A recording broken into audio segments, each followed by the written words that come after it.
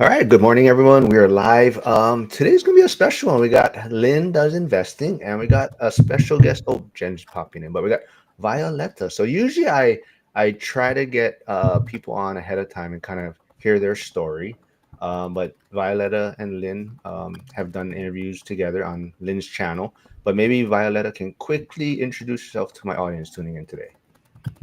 Yes, hi everyone. Thank you so much for having me on here. I'm Violeta. I'm a first gen real estate investor. On Instagram, I'm under Money Chisme, and really I'm out here trying to teach more Latinas how to get into real estate investing and motivate them and show that it's not that intimidating and we could do it as well. Awesome, perfect. So I was trying to. I'll just tell Jen instead of messaging her. Can you move your head, your face back a little bit? No, no, no. Just for so when I edit the videos, it comes out Move your easier. head. No, no, because I that didn't way. even think about that. Yeah, I think my head's No, not too yours deep, is but Yeah, I'm yours good. will be able to easy to edit. Jen, not trying to make trouble I already. have flashbacks from my mom talking to me. Fix your head. Whoa. All right, Or so when you so talk to Gen Z, all you see is this part too. Wait, is this okay? I can't tell. I see no, myself that's like that's 10 great. That would be times yeah, that and will I just fit. That woke would be up. perfect. Flavio's tuning in, so I'm not sure if Flavio has jumped off of the school call with Cody Davis, the Gen Z call. I hopped on for a little while, so that was fun. They didn't check my ID, so I was able to get in. So just letting everyone know. But yeah, today we'll kind of talk about. Lynn sent me kind of talking about retiring early and downsizing. Is that the way to kind of approach the financial freedom and getting out of the rat race? So, Lynn, was that on top of mind for you?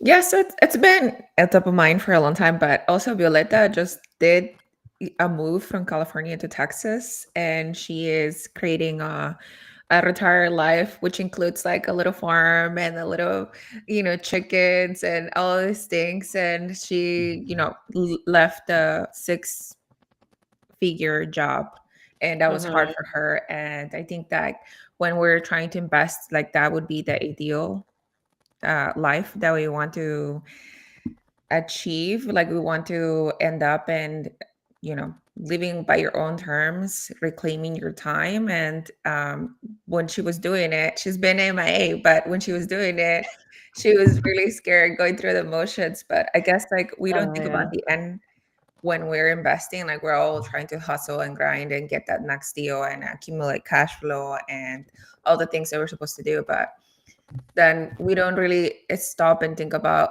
what does that look like for us, like once we're retired, like what do you want, like super move to Vegas, right? Like that's something that he didn't foresee, to have more space, to have more to have a nicer house and all these things. And I don't know, I think Mark, you're probably the closest to retirement out of this in the school community. And like what does that look like for you? Like have you sat Are you down and wrote teasing down my what is age? your Wait, day wait. Are you going to teasing look my like? age or just no?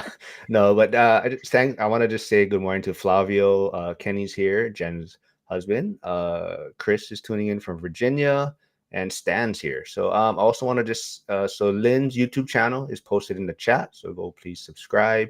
Also, Violeta's Instagram page, and Lynn and Violeta's interview on Lynn's channel is also posted in the chat. So if you want to check that out and know more about them, go follow. But so it sounds like Violeta, you made a move to kind of help. Is that downsizing for you, like Lynn was saying?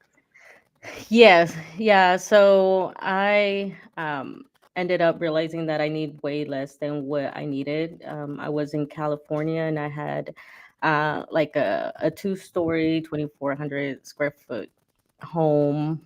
It was like on a half acre and everything like that.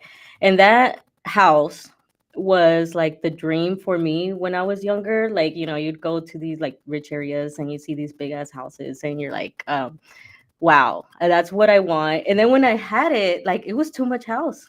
Like I couldn't, like it was such a struggle. Like I barely used most of the space. I usually was in like the living room. Um and I had extra rooms for no reason. So that kind of like opened my eyes a little bit. And then once I started investing in real estate, and you have to look at, like, well, how much do I need? Like, what's my number, my magic number to be able to get financial freedom?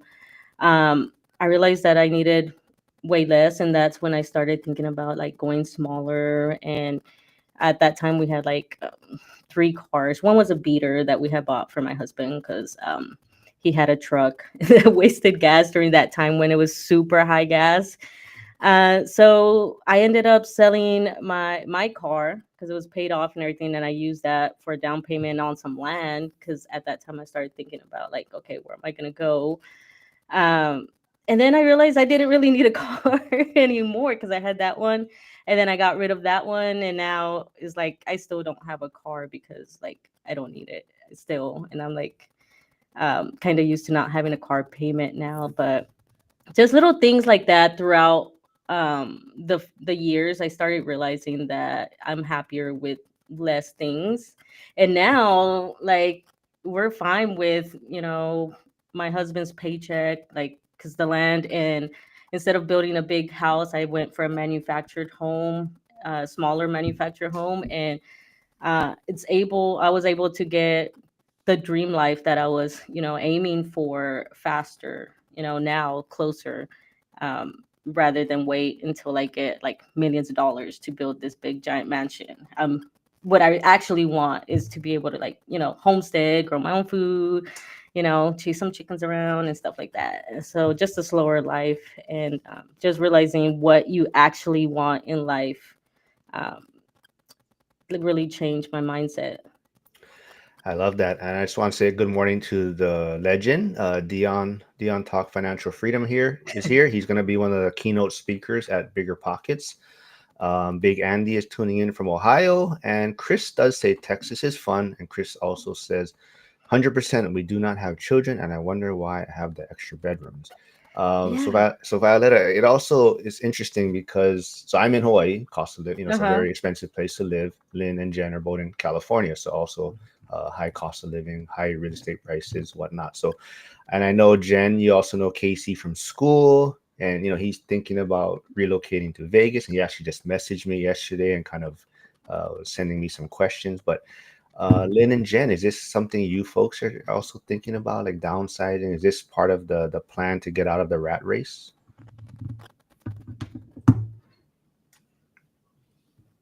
I'll let Jen go first. Oh, okay. I haven't thought about downsizing quite yet. My kids are like super still tiny and accumulating a lot of stuff. But I have thought about, I think a couple of years ago, Kenny and I did think about like upgrading to a bigger house because the kids were growing, and then maybe more room for, them and their friends and things like that. But I think after real estate and investing, we've kind of said, okay, we're happy with where we're at. And our home's like 1,300 square feet. So it's a good, decent size. But we thought, other friends, and they're upgrading to 3,000, 2,400. And so this person, and so we realized that, we're good where we're at. And, when I was growing up, I think we had like 8 people in a 1,000 square foot house. And just realizing that we made that happen, it was like I have like 4 older brothers and my grandma, and my parents, realizing we made that happen. Kenny and I thought about it like we don't need that much room for 4 people. We're just going to keep what we have and grow our portfolio and kind of give them experiences rather than like more room to accumulate, right? We were cleaning up our house after being here for like 15 years in our home, and we realized how much stuff we had. I have to be careful what I say. Stuff, we'll just call it stuff, that we had accumulated that we don't need, right? And that was an eye-opening experience for us. So now we just talked about it during July 4th when we were trying to purge and clean up for like a barbecue, that we really have to focus on what they need and being minimalist, right? For their sake as well, not just for us to accumulate to buy more real estate and have a better future for them in a retirement, but just in general, we're just at such a consumption society and we don't need to be. So that's what I've realized. Downsides, I don't know, but at least for now, just maintaining what we have and not getting more, I think is really important for us. Yeah. Yeah, I whenever I went from it was a four-bedroom house and then we sold it and went to a two-bedroom, I did not realize how much stuff was in these empty rooms that I just ended up just putting in there, and which was good because then I had to go from a two-bedroom to an RV right now while we wait for my house to be built. But yeah, that's all that extra space like you were saying. You just end up with more stuff in it.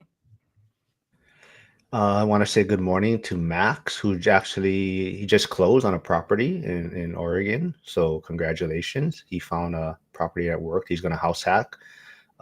Casey, we just mentioned you, so thanks for tuning in. So, Kate, like I said, Casey is in California and he's looking to relocate to Vegas, and he's just trying to figure out why. Though I guess the wife asked him like, "Why are we moving?" And he's still trying to really come to, I guess, his decision on what's the actual reason. But Lynn, is this something that you're considering, or do you see yourself staying in California? You think for a very long time? I think the main anchor in California is my family. And then so like it's really hard for me to consider moving to another state. I do want to move to a different state just because I want to experience what it's living without a car in a walkable city. That's a dream of mine. I feel like we don't do exercise. We don't walk around. When you go vacation, you walk 20,000 steps all the time and you feel lighter and you feel healthier. And then you have your two meals or three meals during the day. And then you just feel like you're productive. And here in California, we're just like stuck in the car and traffic. And I commute for work. So I commute 3 hours every day. So it really like for me, it's like, oh wow, amazing to like just walk down to a cafe and have your coffee with your croissant or something.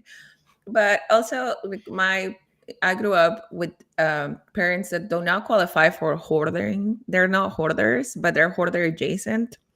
So like my trauma response was to emotionally overcorrect, and I'm an extreme minimalist. Technically, we have one TV in the whole house, and I do live in a 1,300 square feet house, but I don't like my rooms are empty, and so downsizing for me like does sound doable. Like van life for me would be amazing, but my partner Mm, doesn't think the same.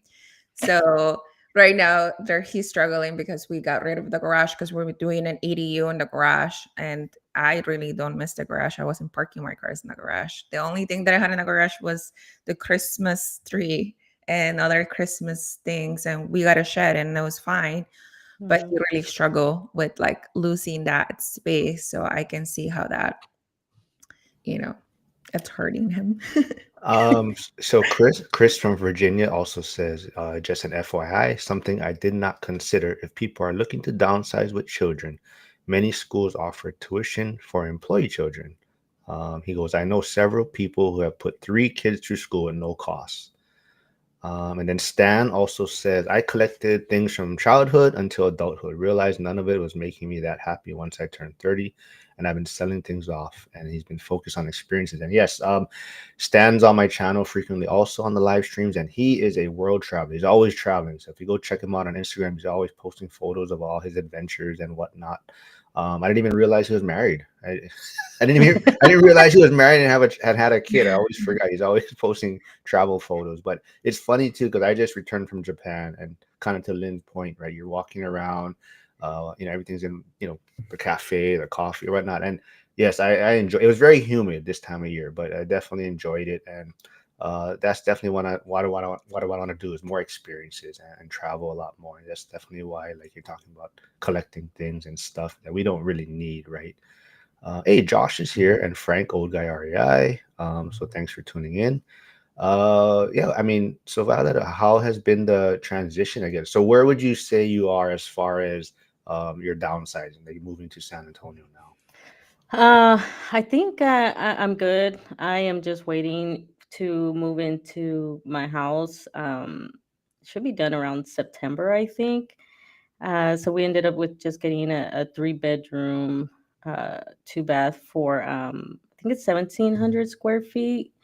And it was kind of like even then I was tempted to go big, even though I was like, um then I remembered how we were with the one in California where I just ended up with even the garage, like Lynn was saying. I didn't park my car there. I just ended up, I had a home gym that just sat there collecting dust. I used it for like the first few months. So it's like, yay, I made my home gym. And then it just collected dust, Amazon boxes, random stuff in there. Um, but yeah, so then we decided to get the 1700, and right now we're living in an RV. um it's just like a one bedroom. It's like, I don't know how you measure RVs. I think it's like 28 foot or something, so it's not that big.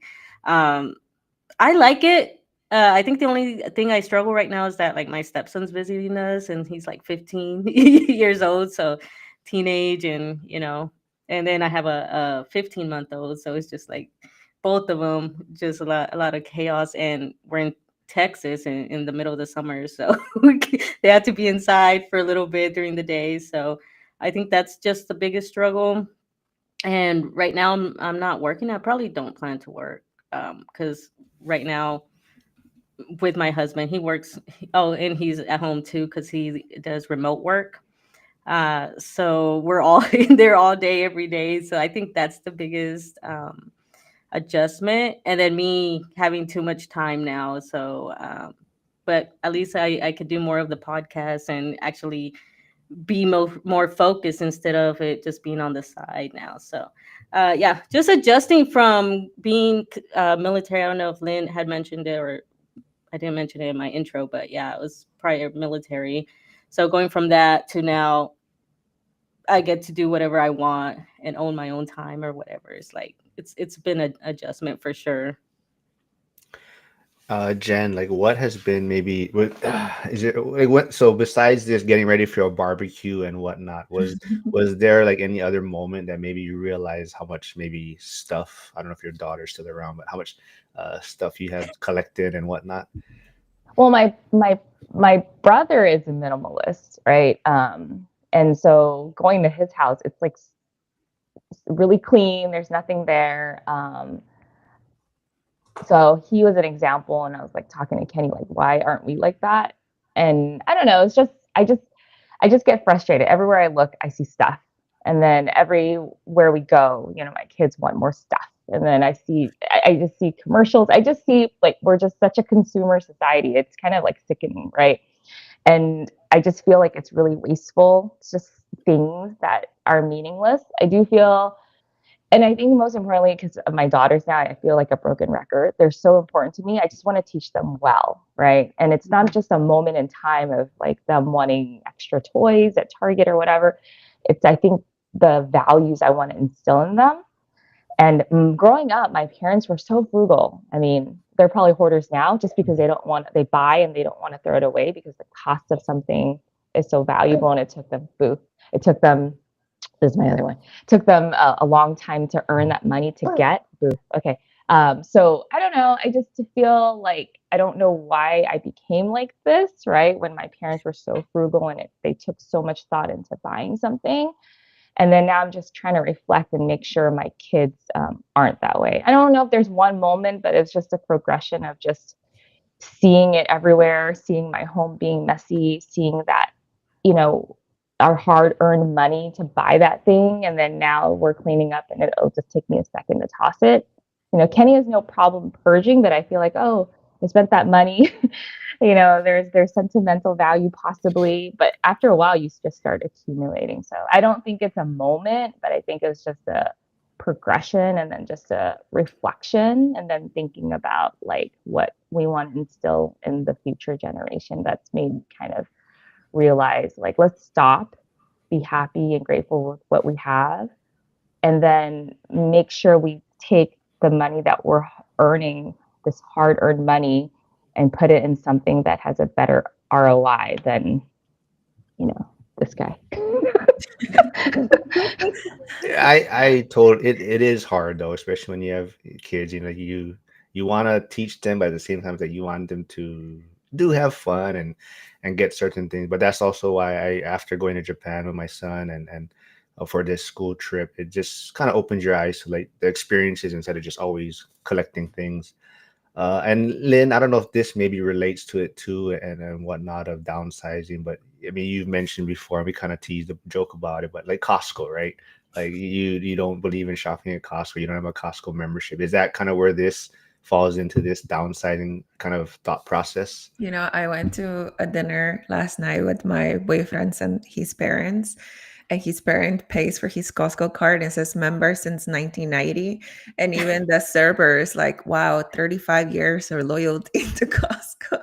And then I mentioned that I brought up like one of these lives that I don't believe in Costco, and he's just like, what? What is going on? Why did you pick her? Kind of thing. But yeah, yeah. So I, I it gives me anxiety when I'm there, like to look up things from bottom to the top. It's just like I was mentioning right now. For me, like clutter means stress, and for like stuff almost suffocates me.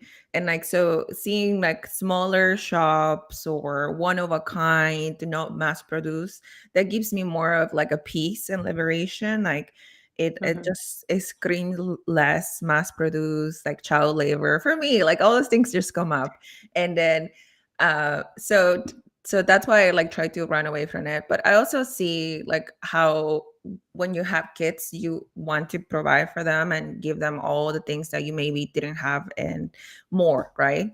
And so I know this the struggle is real, and then I know the convenience to going to Costco or to shopping on Amazon. I know like you sometimes you need it things right away. Uh, Mhm. but yeah, I also like being mindful of that consumerism. I think is where my message is more so than like Mhm. if you're going to Costco for dish soap and the detergent, then don't come back with a $300 bill outside of it. Like, uh, Yeah, I don't They have make it one so easy. either. I don't have one either, and I'm tempted, but I don't trust myself with the Costco card because I know I will spend too much for no reason.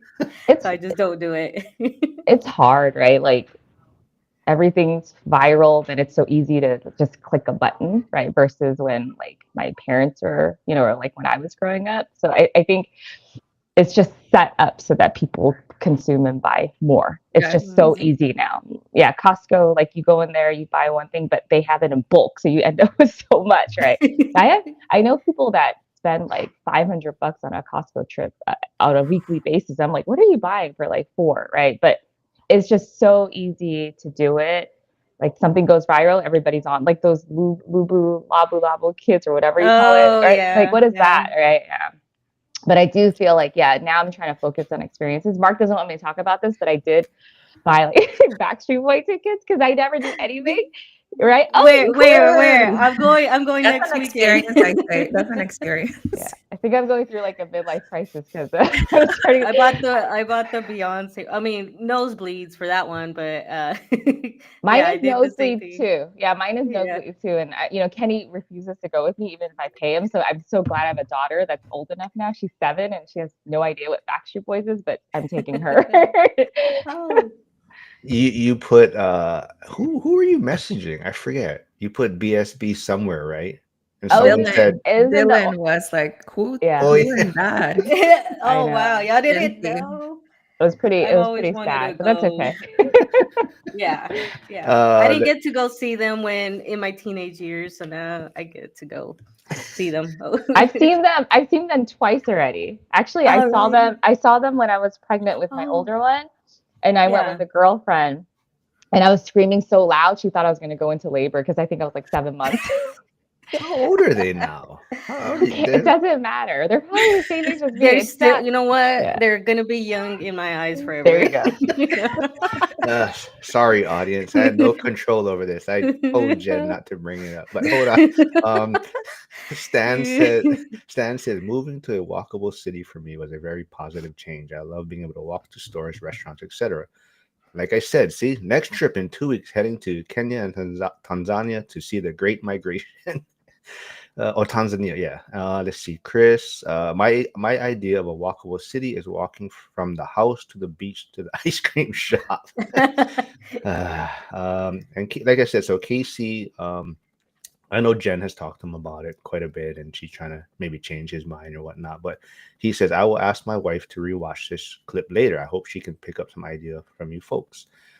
So I know Jenna spoke with Casey about this. I don't know if Lynn, I think you met Casey before. I'm not sure, but what would you tell someone that's considering trying to get out of California? I guess like, what I mean, what would be? Would you have any thoughts to give them or whatnot? Go, but if you own real estate, don't let it go. Mm, Yeah, yeah, yeah. I want to yeah. say, I want to say, I half kid with him, right? Like Frank once is leaving, and Casey is talking about leaving. You know, I joke with them and try to give them a hard time because hearing people leaving California, it's kind of sad, right? If you've been here for so long and you're still here. But I'm just joking. I mean, I understand like if there's a reason for it, cost of living, if it makes sense for him and like his vision and his retirement and his family and his kids, right? Then yeah, I mean, I definitely like would support that. I just give him a hard time because it's sad that everyone's leaving. But I did tell Casey like, make sure you're leaving for the right reason and make sure you have Yeah. a way back, right? Like, because he still has like young kids.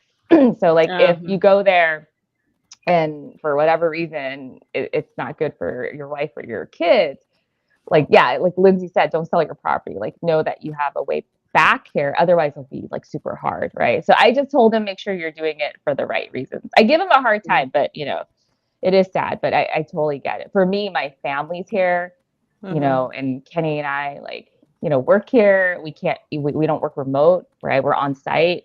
The kids have built like a small community here.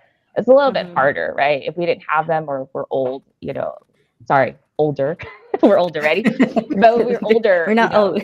yeah, would we downsize and go somewhere like a little bit more remote, not in the bigger city? Yeah. But right now we're not at that point. We just can't. Yeah, so it doesn't make sense for us. Yeah, I couldn't convince my parents to move to California, so I had to go back to Texas. But I would have stayed because, but I needed someone to help me. I couldn't do the baby thing by myself, me and my husband. Let's see. We got hey Kyle, blue collar landlord is tuning in. Haven't seen you in a while. I know you're busy. I see you posting a lot of stuff on Instagram. So what's up, man? He said, what did I just tune into? I think he heard the Backstreet Boys little section. Rick Freeman tuning in. So morning. Before I get to Dion's question, I skipped over Chris. Chris said, I do have a question. My wife is an avid reader. When I went back to school, we downsized from 1,300 to 650 square footage, and it just took one move to get rid of about 6 boxes of books. What are your thoughts on books? I have one that I just like. Well, I'm like halfway through reading it. It's called The One Thing. And it I guess it doesn't do too much for like decluttering stuff, but I guess it could fall under that because you start changing your mindset and your day with thinking of like what's the one thing I can do today that will get me closer to my goals. Because you like for me that now it's my to-do list got smaller, but before I always had like a big giant to-do list and that would overwhelm me and stuff like that. But now going through the list and actually going there and it's like, all right, what can I do today that's actually going to put me, like me deciding to do some random house, project, like painting or something might not put me closer to my goal yet, but me going, I don't know, going to a workshop or something will, you know. Just changing the mindset. I really enjoyed that book. So I think that would be my um, recommendation right now. Well, on that point, Dion is writing a book. So I know I'm not sure when that's coming out, but it should be shortly. I think it's going to go to editing or whatnot. So be on the lookout for that. Lynn, Jen, I mean, what books could you recommend? And even like, I think Chris was maybe referring to more of it like throwing away books. Like, what's your thoughts on like getting rid of books as far as clutter? Why throwing? Why not donating? Give it to the people There you in go. your Yeah, life yeah, that, yeah. Definitely they donate might it. enjoy that book. I love reading. My partner's also an avid reader, and he likes the physical books. I would say like Kindle. I read on my phone. I read on my Kindle. So it doesn't feel like it's clutter, but he does like the physical book. But even then, he gets used books from like eBay. He doesn't buy like the new book with the hardcover or anything like that. So it's like $3 or $4 for a book. Then why not? And then when he's done with it, he passes on to his family. I'm like, you don't really need 6 boxes of books sitting around. Did you have any thoughts on that, Jen? Or I'm gonna go to Dion's question. Yeah, I don't read a lot, so we do a lot of the audiobooks. Yeah. Yeah. But I mean, I feel like some of the real estate ones we've got recently, it's, very not that many. So I think those are worth keeping. But like the kids are getting books and they would get books as gifts. So we're donating to the library. And then we're trying, so it's a work in process. Like we're definitely not perfect, right? So like we're trying to bring them to the library more, right? To borrow books and understand that like it's not permanent and return it. So we've done that a couple of times. So yeah, I mean, I would say audiobooks, and then like if you actually need to buy something for physical, like yeah, donate it back to the library or sell it or something like that. I would say that would help with the cluttering, and then just keep a couple, right? Because I get things are like special and mean a lot, and you want to keep it. Yeah. You should buy Dion's book, though. I mean, there's a difference there. So make sure you pick up Dion's book Yes. when it comes out. Yes, though. we will do that. But Dion does have a question. He says, "How has your circle of friends changed since you started focusing on money?" Lynn, can you go first then? It disappeared. Yeah, I've never had a big group of friends whatsoever. I always kept it like small. But I guess it just fell off because we're interested in different things. And it just felt like I wasn't going anywhere. We didn't have the same line of problems. There was no room for like hearing each other almost. And like you guys are my friends now, so this is it. I like that. Violetta, what about you? What does your circle of friends change or anything happen there? Yeah, yeah, because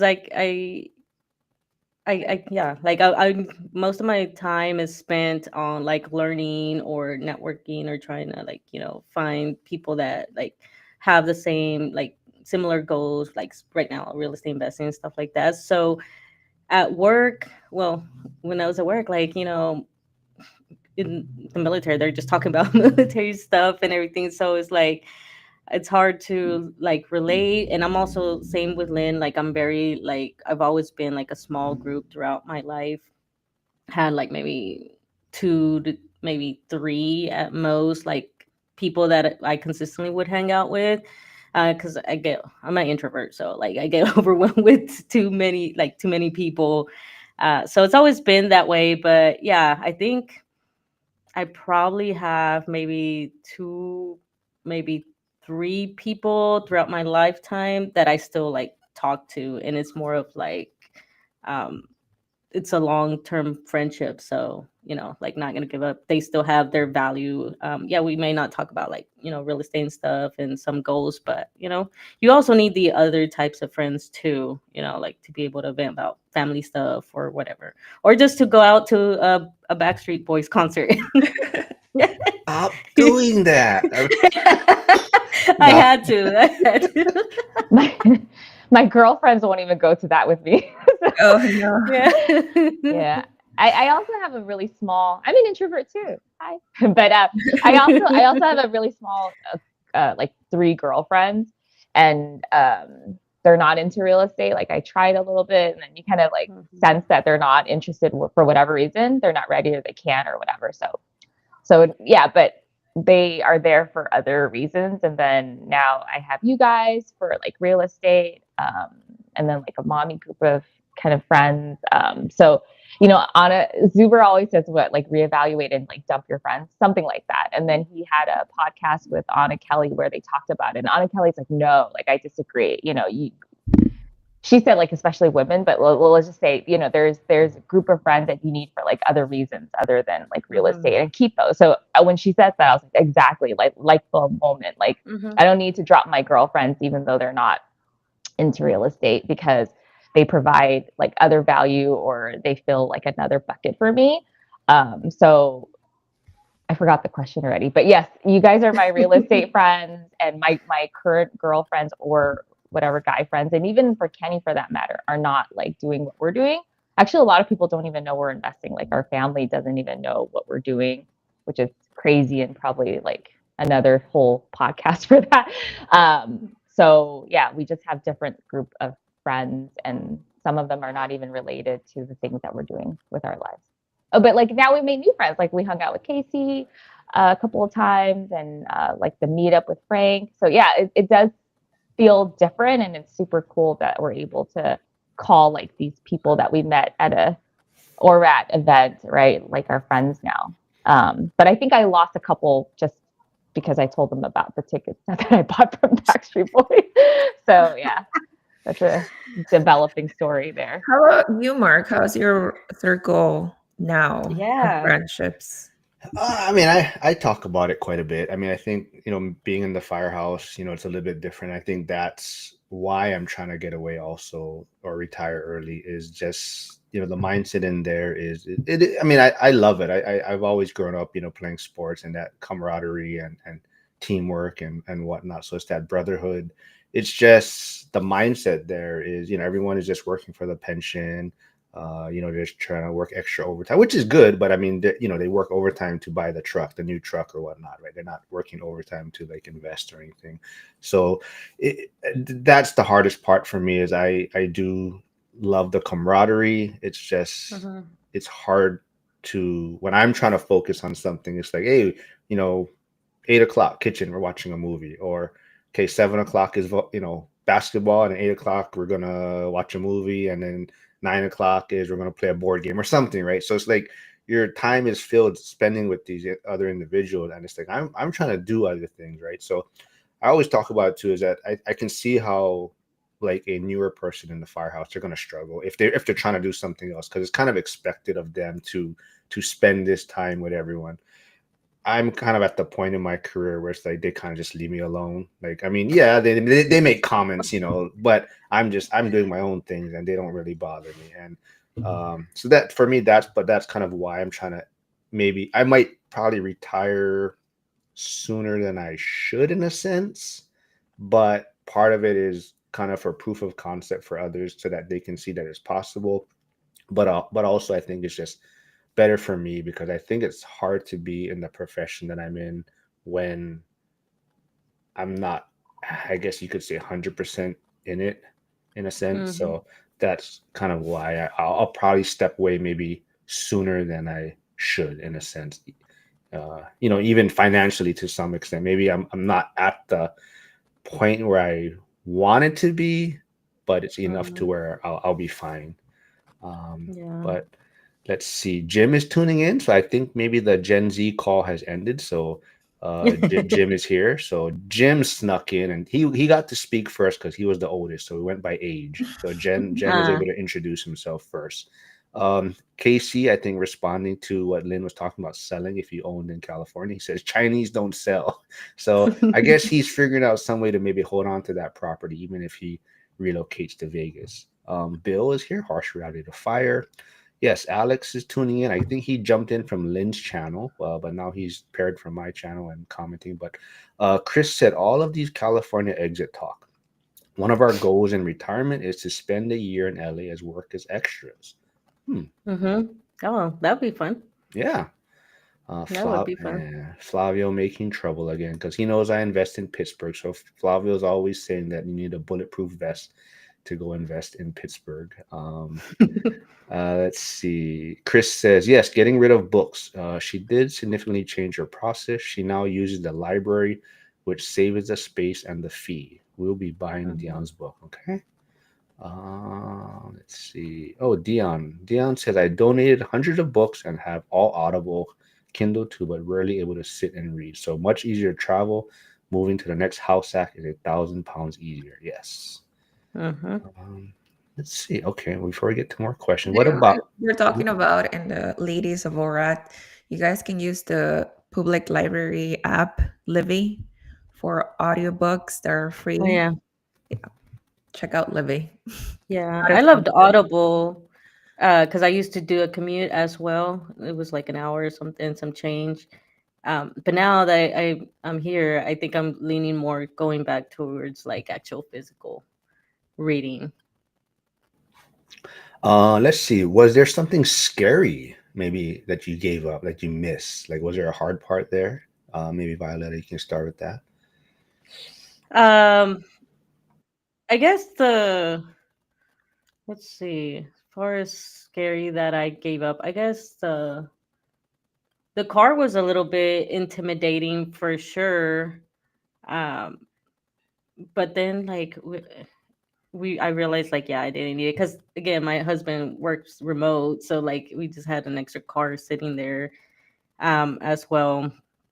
After I sold my car, then we got rid of the other one because it finally died. It was like a 2010 really beat up Honda Civic, and it finally died on me. So that was kind of like a forced giving up something. But then I just ended up driving my husband's truck, so that was nice. And I think that's one of the main ones right now that I could think of.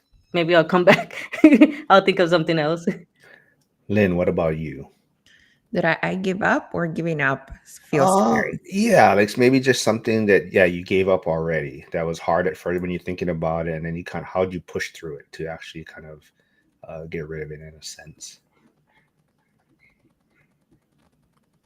For me, it was like just driving my truck until I still have my truck. I paid off '05 Tacoma, right? And it's kind of like, do I need a new car or a newer car, newer vehicle, right? And it's just kind of, I'll just keep. And now it's like comfortable. Just have a paid off truck. It's okay. I don't care. Like, I'll park anywhere. I don't care if it's someone bangs my truck or opens your door, right? So for me, that was a little bit of a struggle in the beginning. Yeah, I think it was for me extra income. So I used to be a travel nurse and I used to travel for work, contract jobs. And when the pandemic happened, if you guys recall, I got depressed and it was really bad for my mental health to continue nursing. And then so I made the switch from I went back to school and got my NP. And even though as a travel nurse I make significantly more money than as an NP, I for my mental health, my peace of mind, I did the transition of leaving hospital work 12 hours a day, 60 hours a week kind of thing into outpatient setting, more of like a nine to five. And that came with a income cut. And then that was, reflected on my spending, reflecting on the things that I did. And now it's been 2 years. And that's, even though my income has decreased, I am a much happier person. What about you, Jen? Anything scary that was hard for you to give up? No, I don't think I'm there yet. I think I'm in a spot of just less accumulation and not buying. So I don't think I've given anything up yet to have that quite yet. I'm thinking, I think I'm still in the like don't accumulate stage. Yeah, but Kenny and I have talked about like our cars are kind of old, like 10 plus years. So if it breaks down, I asked him like what would he buy, and he said like a I mean, he's an Accord now, but he wants to go back to like a Nissan Sentra, which is what he drove in college, and he said he'll buy it used. So I mean, I think that would be uh, a transition for me, but hopefully our cars stick around. People are buying brand like Teslas, right? Bigger cars, and he's like, I'm gonna go back to what I had in college, this little, tinier car. So we're not there yet, I would say. I thought about it as you went around, and for me, it's just don't accumulate. Really think about it before I take that credit card out, unless it's a necessity. I haven't really felt that, sacrifice or that pain yet of that.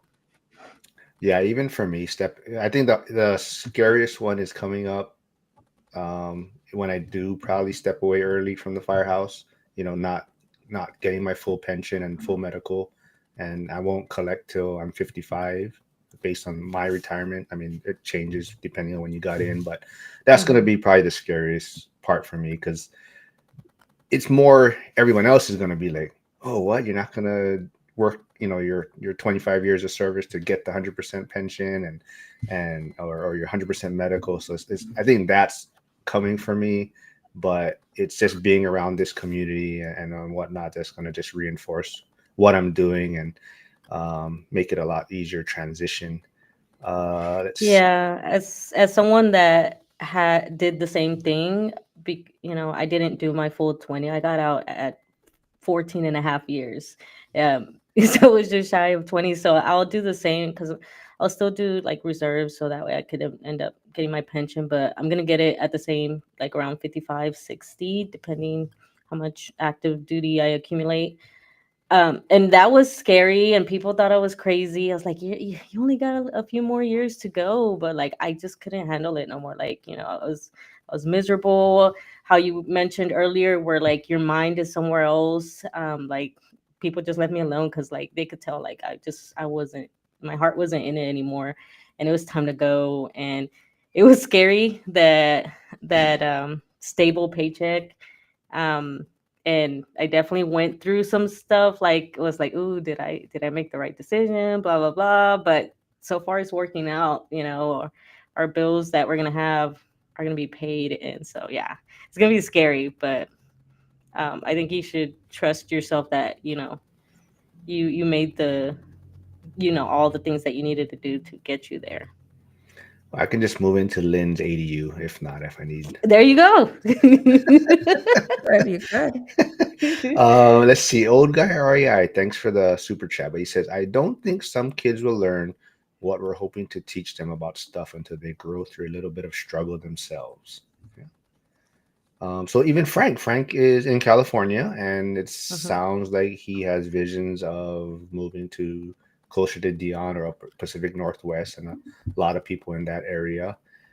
So part of their plan is possibly selling their property in California, their primary residence, to help them almost like buy something in cash, get rid of that Mhm. payment wherever they relocate. So there is a lot of options, but if you're not in communities like this, you're not kind of thinking outside the box, right? A lot of people are just thinking about staying in their home for 30, 40 years and staying in one place, right? Mhm.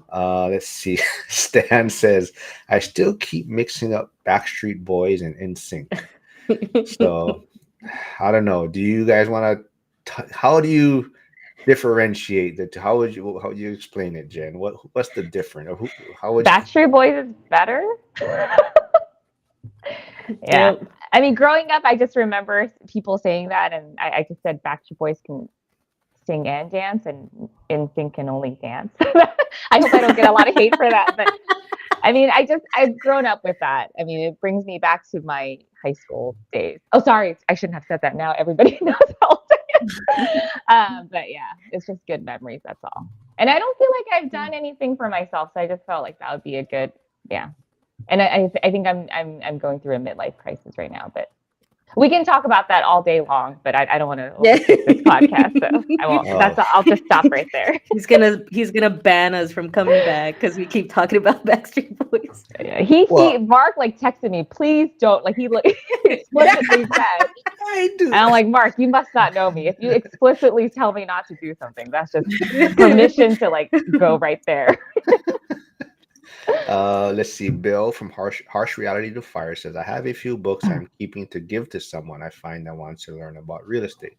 Still not found anyone who wants to learn in my world. Yeah, I think that's very common, right? A lot of people are Mhm. just, just busy working, paycheck to paycheck a lot of times, right?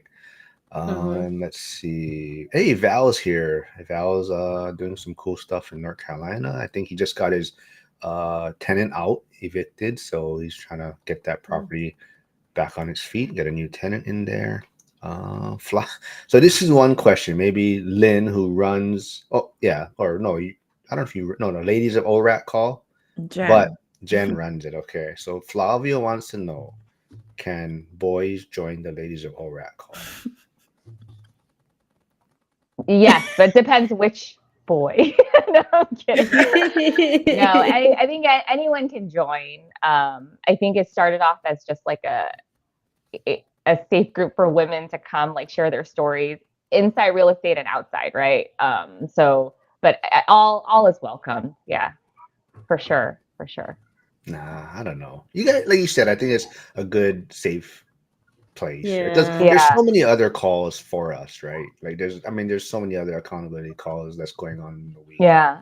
I was in another group where they also had the same thing, and it worked out really well. Like women came and shared just like their vulnerable spot for that week, and it was just a nice, safe place that you could share stories and have it be relatable to other women, whether it be in real estate or just struggles of like daily life, right? Yeah. So that was kind of I saw that and the value of that. So then when Zuber talked about it, I jumped on board because I thought it was like a really good place, right? But yeah, I mean, even in that other call, like guys would join every now and then. But yeah.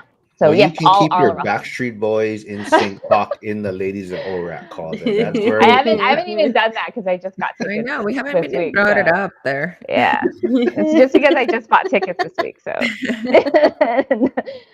So let's maybe going back to the downsizing and whatnot. Do you think part of it is like a society teaches it what like living your best life, like accumulating things? Like, do you guys have any thoughts on that? Maybe Lynn.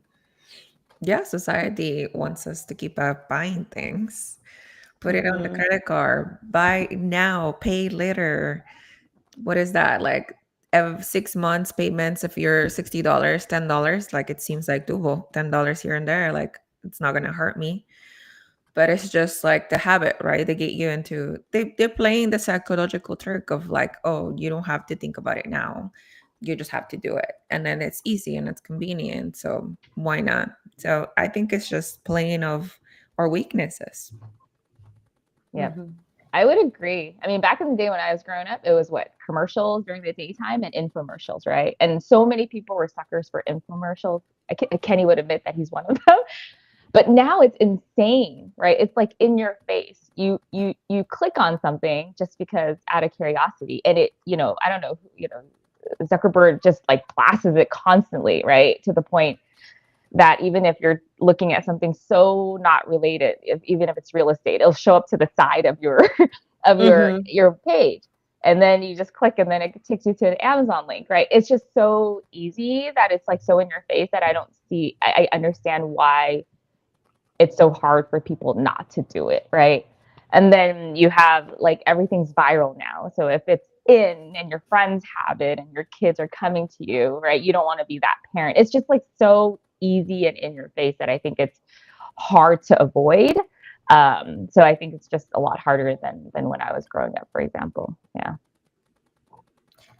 Yeah, it's definitely in your face. And I think it kind of like grew with, the social media like growing as well, because now everybody's like judging if you end up taking a picture in your house and judging and stuff. So that kind of like promotes that as well, that like, oh, I gotta get this nice house, I gotta get this nice car, the most recent car or whatever, because if I post a picture on social media, then everybody's gonna like, blast you or make fun of you or whatever. But I feel like they're starting to. I think we're coming back around. I don't know if it's just me, because it could be just me that I'm like looking for it too, like on YouTube and social media for like homesteading and stuff. So like, I think there's a growing trend too of like more people like realizing like, you know what, I don't need all that stuff. So now they're like downsizing and stuff. But it could be just me because I'm looking for it too. So All right, I gotta address this real quick. Charles is tuning in, and he is because I gave him shit for tuning into the Gen Z call. So, Charles is saying that he needs to see my ID, and he's making fun of my bright shirt that I have on. He said he's gonna need sunglasses. But I want to say thanks to the McCune family because they sent me because I have Bucky. I wear Bucky. Oh, Violetta probably knows because Bucky's is in Mhm. Texas quite Yeah, a bit. So. Bucky's.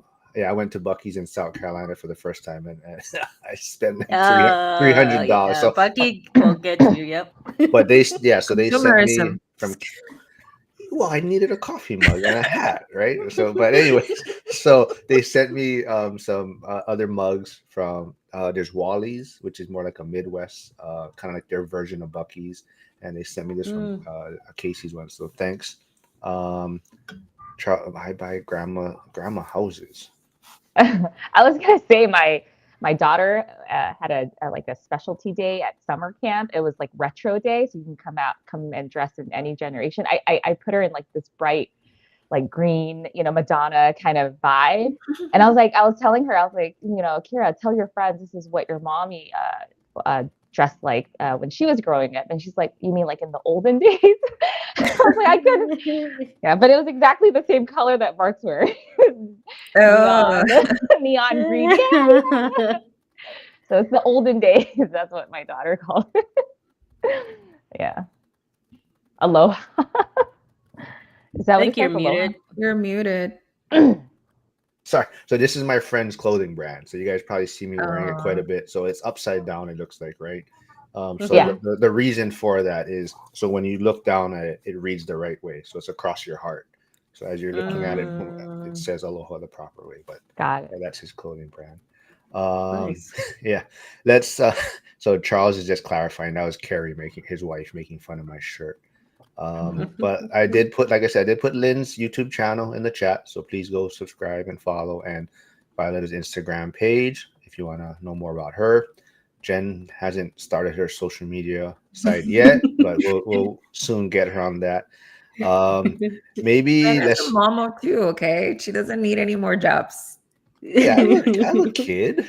It's hard. I mean, I think about like I really want to just to document the journey, but it's hard. It's hard to find time. And then like this whole privacy thing. Do I bring my kids in it? Do I not bring them in? And then what about one day if their friends see it? My daughter is like 7, right? At the age where they're gonna start to, so like is my mom gonna say something embarrassing? All this stuff that's, in my mind. So I just or just laziness. I can't find I can't decide which one it is. No, I have one at 15 months, and I'm struggling, and that's it. She's gonna be the only one that decided. Nope, I can't do it. Yeah. Yeah. Carrie says that was me. I switched accounts. I had a student who actually believed that we didn't have color because all the old TV shows were in black and white. Okay, let's set maybe. Do you think most people chase success or freedom? And are those the same thing? So maybe we can maybe the last question for the day. Lynn, you want to start? Yeah, I think everybody is trying to chase some kind of success. I don't think freedom is a main concept that people are like thinking about actively. Because if it was, then a lot of people would like try to accelerate the process. But no. But Coach Carson said something really important yesterday in his call. He said, how do you measure success? And for everybody, it should be a different answer, right? Because everybody has the different experience, everybody have different challenges. And that's like what I'm trying to ask myself now. Like, what do I think success is? Is it freedom? Because it sounds like Yeah, I agree. It gets definitely pushed down. Like me in our community, especially like the immigrant community. Like if you're first gen, like me, success is drilled into you. But like Lynn says, like what does that mean? Like for us, it's just like, okay, just go to school, get your degree, and get a good paying job. That's what success is. And then I think, at least for me, as I got older, then I started really realizing like, is that really success? Like me, like going, spending most of my time at this job and barely seeing my kid or having time for my hobbies or whatever, and having to work even more, trying to chase a promotion because now I want this bougie house or this bougie car to be successful. So that mindset's changed for me, and that's why I'm going down the path that I'm going to. So yeah, I think it gets pushed a lot, but the wrong version gets pushed, onto us.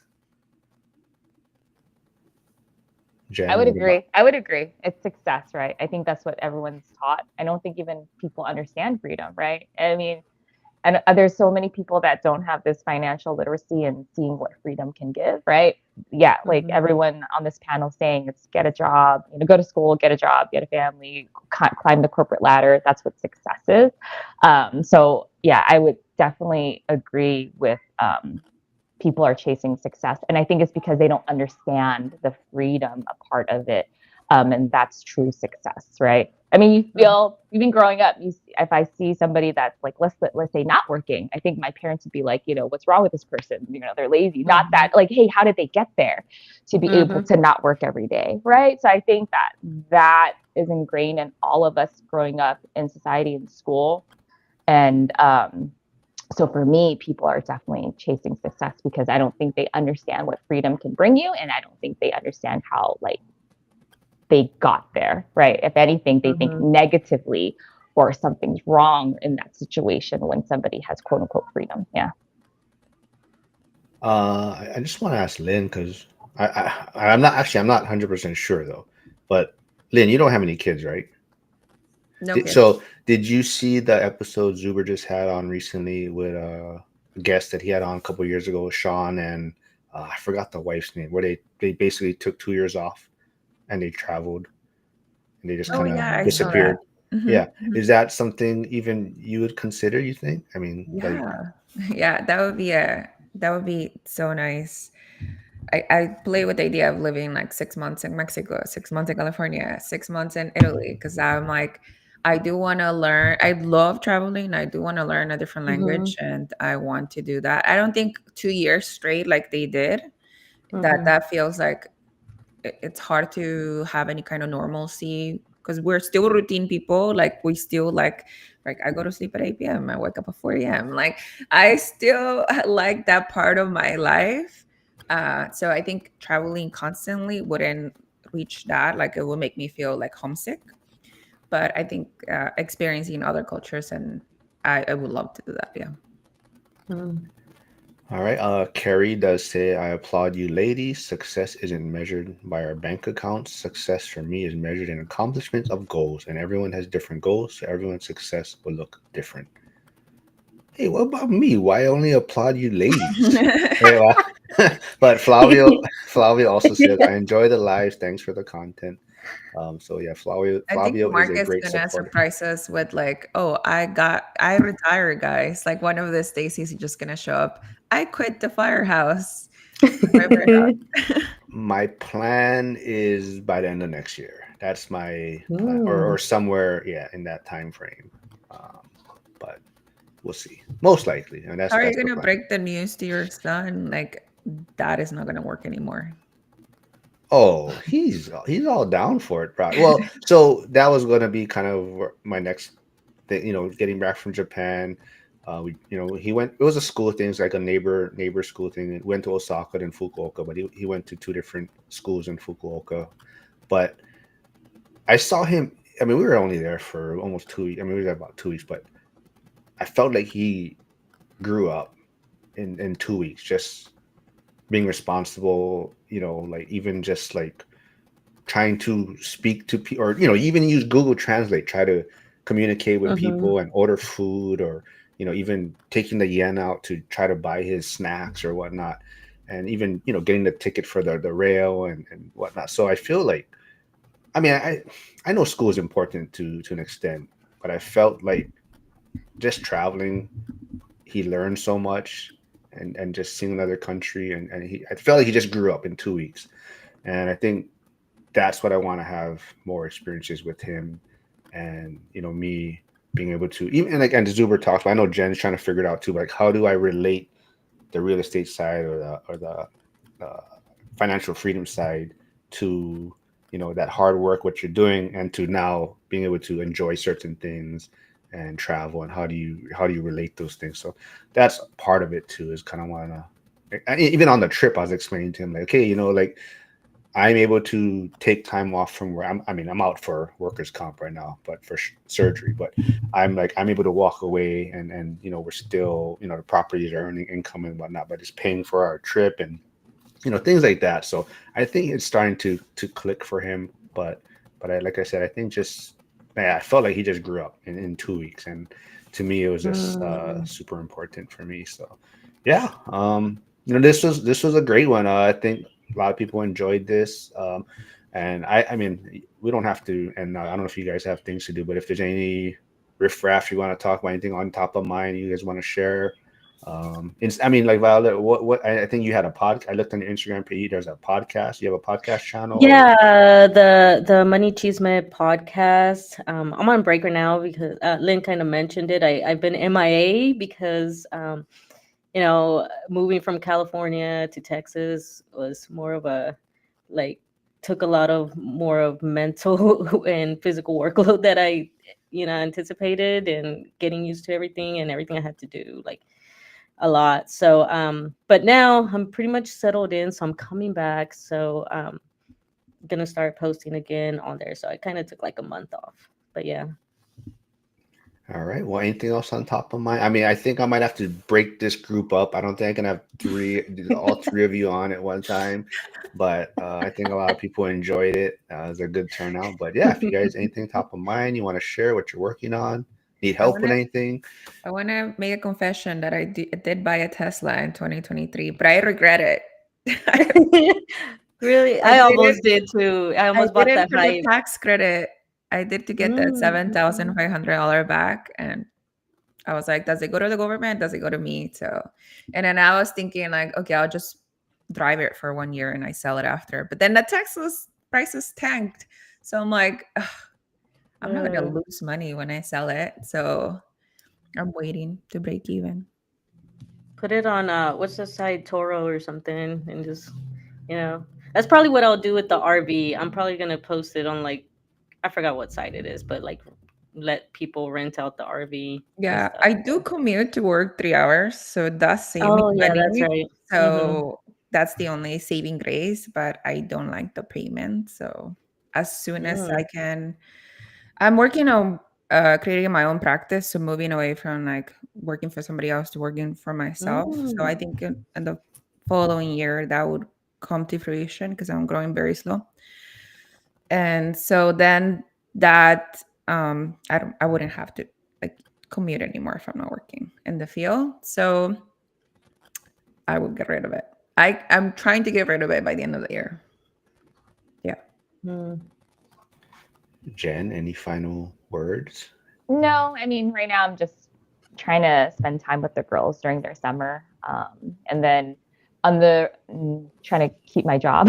And then on the real estate front, just, Kenny and I have been talking and just realizing that we have to focus on paying down some of the debt instead of continuing to like try to buy more. So that's been a journey as well.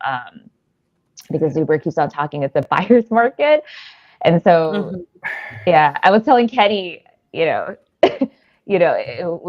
kind of went like, bought a lot or as much as we could during like COVID around that time. And Mhm. then so it went like that as far as, shopping and, the thrill, right? I think Coach Carson talked about it as well. And then it became like kind of, settled down when we realized like we were running out of money. But then I would tell him that when I brought him a deal, like I would get really excited because he would walk to his computer and start underwriting. I'm like, oh my God, maybe it'll happen. And Mhm. then it became, then it became realization of we don't have money. So when he goes to his computer, it doesn't mean anything. It kind of gets deflated. So like, I was telling him now when I see him walk to his computer to like underwrite a deal, I think I realize it's just for practice. It's not for anything else. Mhm. So, I mean, I think last year was like our 5-year suck of things anything that could go wrong went wrong and money being dumped and truly the suck part. This year is realizing kind of just staying focused and understanding like really slow and steady and focusing on like paying off some of our debt before we go back out again. So I think every year there's just like a big lesson for us. So I think real estate, just understanding that part. And even if it's a buyer's market, if it's not your time, it's not your time.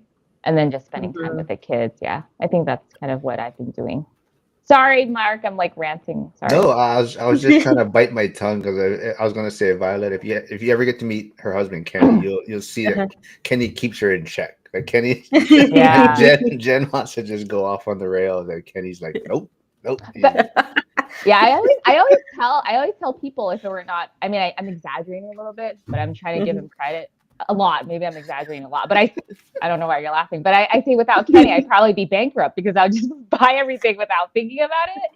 But he definitely, but then without me, he probably would never buy a property. I would maybe good I'm putting balance. words into his mouth, but I would say, so it's been a good balance, but it's that, me trying to go really fast. And then, I mean, I wonder if other couples relate, and then him trying to slow it down, but maybe too much. So I feel like we're at like a good balance, but he definitely keeps me out of trouble.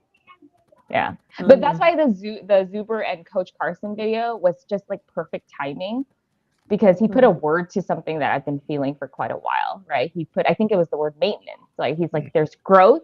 And you always hear there's growth and then there's harvest, right? So it's kind of like, wait, where am I? I want to grow and I should be growing, but I can't.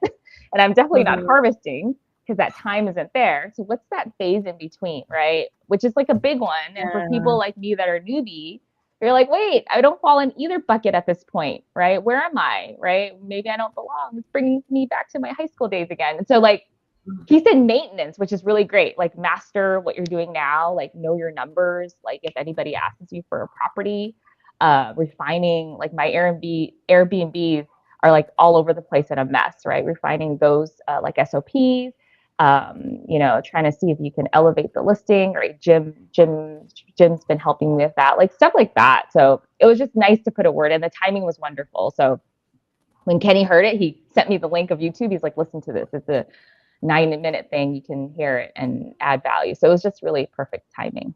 Anyway, I'm so sorry for my rant. Yeah. No, I love that. Yeah, maintenance, right? So that's a That great is a word. perfect. Is that on YouTube, like that video, or is it like It's the? on YouTube, yeah. It's on Oh, YouTube. I'm gonna have to Yeah. look for it.